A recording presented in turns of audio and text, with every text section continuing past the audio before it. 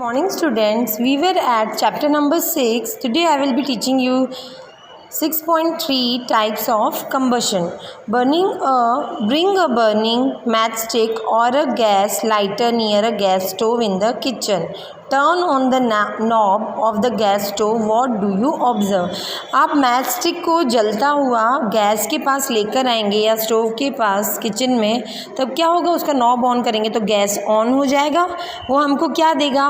Heat और light. We find that the gas burns rapidly and produce heat and light. Okay, rapidly जो gas stove है वो burn होना शुरू हो जाएगा और क्या प्रोड्यूस करेगा? हीट और light. Such combustion is called rapid combustion. और ऐसे कंबशन को हम क्या कहते हैं? Rapid combustion. There are substance like phosphorus which burn in air at room temperature. Okay, this substances means phosphorus substance है जो एयर में रूम टेम्परेचर पे ही बर्न होना शुरू हो जाता है. The type of combustion in which a material suddenly burst into flame without the application of any apparent cause is called spontaneous combustion. और जो सब्सटेंस सडनली बर्न हो जाता है, बर्स्ट हो जाता है, मीन्स वो फूट जाता है बिना किसी और चीज़ के यूज़ किए, उसको अपेरेंट दूसरे एप्लीकेशंस को यूज़ करके, उसको हम क्या कहते हैं? Spontaneous combustion. जो अचानक से हो जाता है उसको हम स्पॉन्टेनियस कहते हैं. तो spontaneous combustion.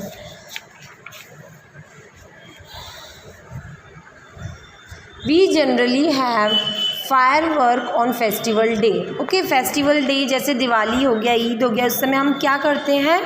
Firework means crackers use करते हैं, दिया यूज़ करते हैं. So when a cracker is ignited, a sudden reaction take place with the evolution of heat, light and sound. जब एक क्रैकर बर्स्ट होता है, मीन्स जब एक क्रैकर को जो हम जलाते हैं तो एक रिएक्शन उस क्रैकर के अंदर होता है जो उसमें से क्या प्रोड्यूस करता है? हीट, लाइट और साउंड प्रोड्यूस करता है. अ large amount of gas formed in the reaction is liberated. और बहुत ज़्यादा अमाउंट में गैस जो है लिबरेट होती है. Such reaction is called explosion. इस टाइप की रिएक्शन को हम एक्सप्लोजन कहते हैं. Explosion can also take place in pressure is Explosion can also take place if pressure is applied on the crackers. और ये ओनली उसको कैंडल की या किसी की भी हेल्प से जलाने से ही नहीं एक्सप्लोड होता है. अगर हम उस पर प्रेशर भी डालें तो भी वो क्रैकर्स जो हैं वो एक्सप्लोड हो सकते हैं. Now flame. Observe an LPG flame. Can you tell the colour of the flame. हमको फ्लेम मतलब आग को देखना है. LPG हमारे घर में जो कुकिंग गैस यूज़ होता है वो LPG गैस यूज़ होता है.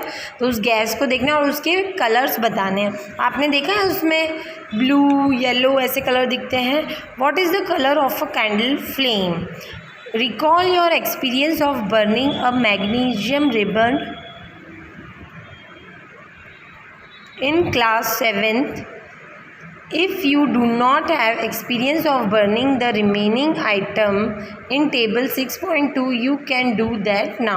मैग्नीशियम रिबन का हमने एक्सपेरिमेंट आपको 7th स्टैंडर्ड में समझाया था कि वो बर्न होता है तो कैसी लाइट प्रोड्यूस करता है. सो आप ये डिफरेंट मटेरियल्स जो हैं इस टेबल में उनको बर्न करके देखो कि उसमें फ्लेम होता है. Form flame, does not form flame. Candle में तो फ्लेम होता है तो आप राइट करिए. मैग्नीशियम में भी फ्लेम होता है, कैम्फर में भी फ्लेम होता है, केरोसिन स्टोव में भी फ्लेम होता है और चारकोल में फ्लेम नहीं होता है.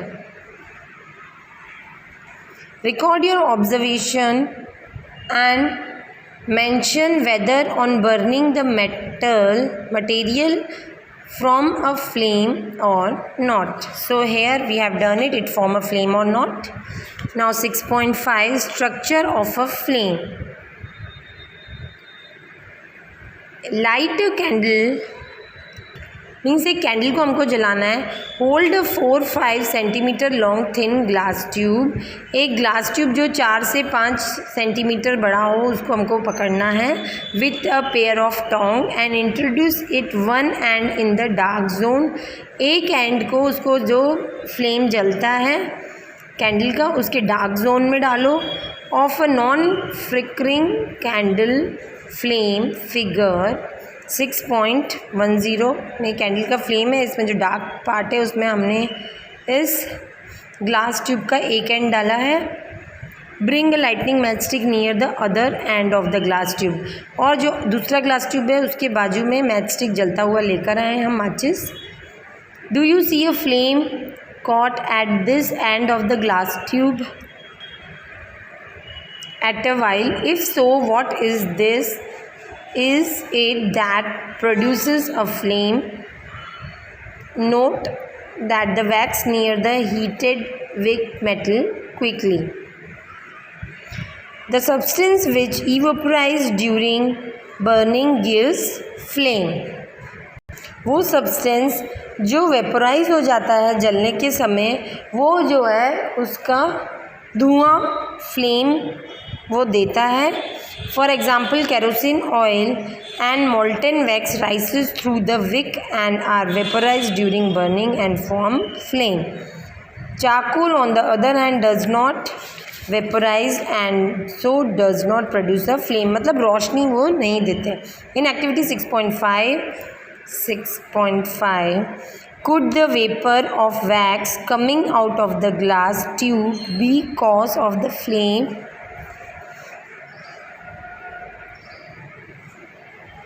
Produced when the candle flame is steady, मतलब कैंडल फ्लेम जब एक स्ट्रेट फॉर्म पे रखा हुआ है। Introduce a clean glass plate या slide into the luminous zone of the flame.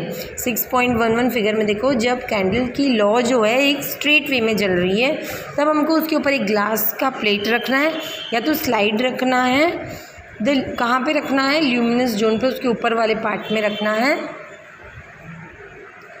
Hold it there with a pair of tongs,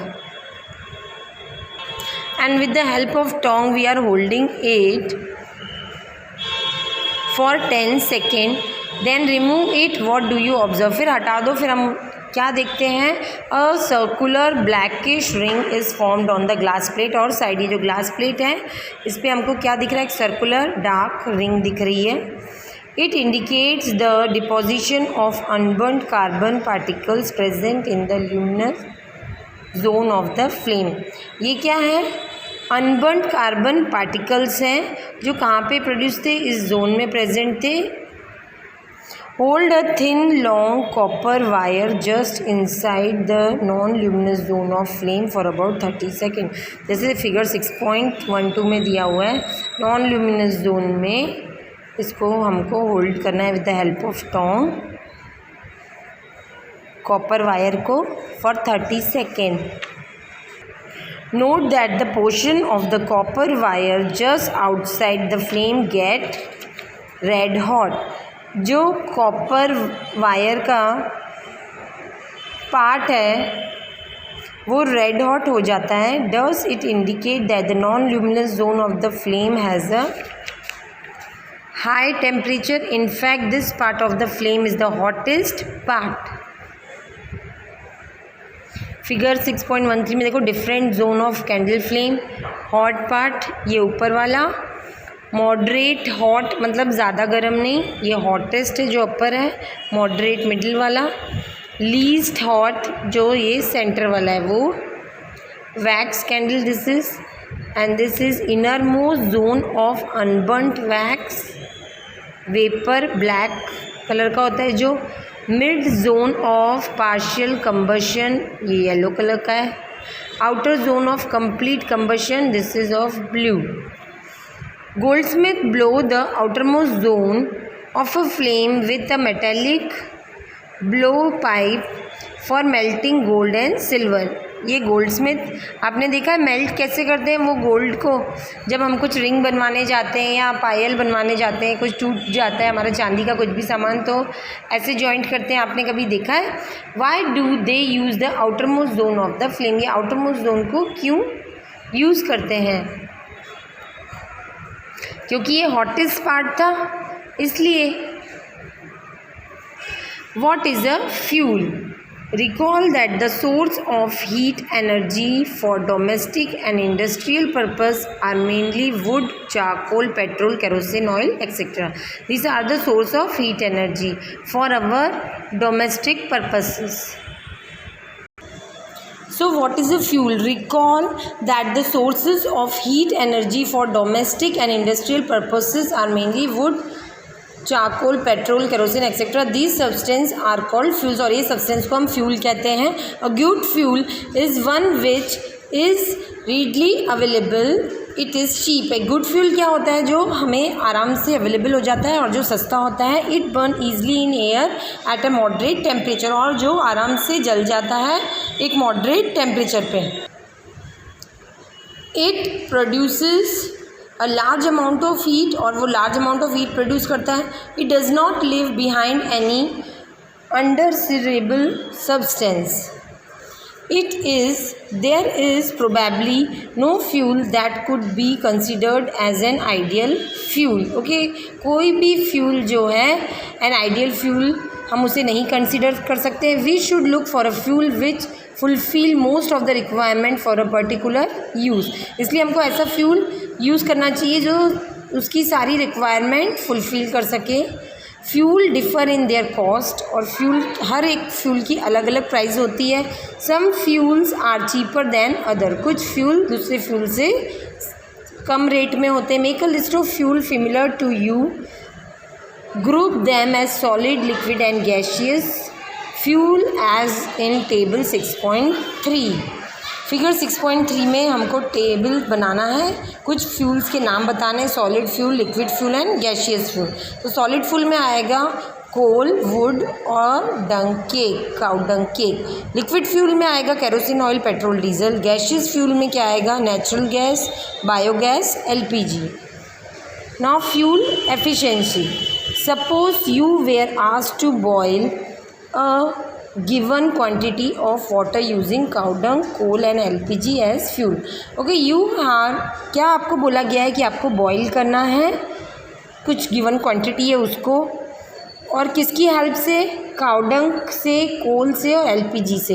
which fuel would you prefer? कौन सा फ्यूल आपको ज़्यादा अच्छा लगा? Give your reason.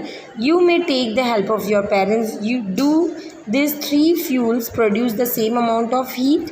The amount of heat energy produced on the complete combustion of 1 kg of a fuel is called its calorific value. Okay, जो amount of heat produce होता है एक 1 on complete combustion of 1 kg of a fuel, जिसमें 1 kg fuel लगता है, उसको हम क्या कहते हैं? Calorific value. The calorific value of a fuel is express in a unit called, और उसको कौन से यूनिट में हम मेजर करते हैं? किलो जूल पर kg, किलो जूल पर kg। Calorific value of some fuel are given. इस टेबल में कैलोरीफिक वैल्यू दी हुई है। कुछ फ्यूल्स की काउ डंग केक की दी हुई है 6000 to 8000, ऐसे ही वुड, कोल और डिफरेंट फ्यूल्स की कैलोरीफिक वैल्यू दी हुई है। Burning of fuel lead to harmful products, और जिस फ्यूल को हम बर्न करते हैं तो ये हार्मफुल प्रोडक्ट्स को फॉर्म करते हैं जो हमारे एटमॉस्फेयर और एनवायरनमेंट में जाएंगे। The increasing fuel consumption has harmful effect on the environment, और ये फ्यूल की ज़्यादा कंजप्शन मतलब यूसेज से हमारा एनवायरनमेंट जो है डिस्ट्रॉय हो रहा है, ख़राब हो रहा है, पॉल्यूट हो रहा है। Carbon fuels like wood, coal, petrol release unburned carbon particles.